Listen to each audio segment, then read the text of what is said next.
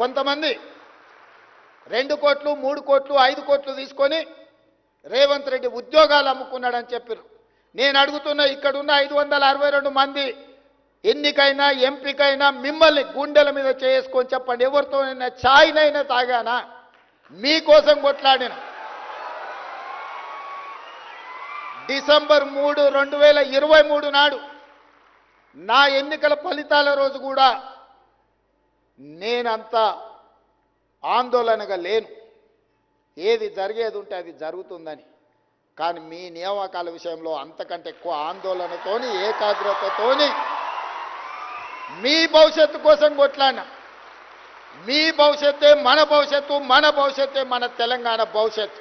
రాబోయే రోజుల్లో తెలంగాణ రాష్ట్రం దేశానికి ఒక తెలంగాణ మోడల్ కావాలి అంటే ఆ తెలంగాణ మోడల్ మీరే.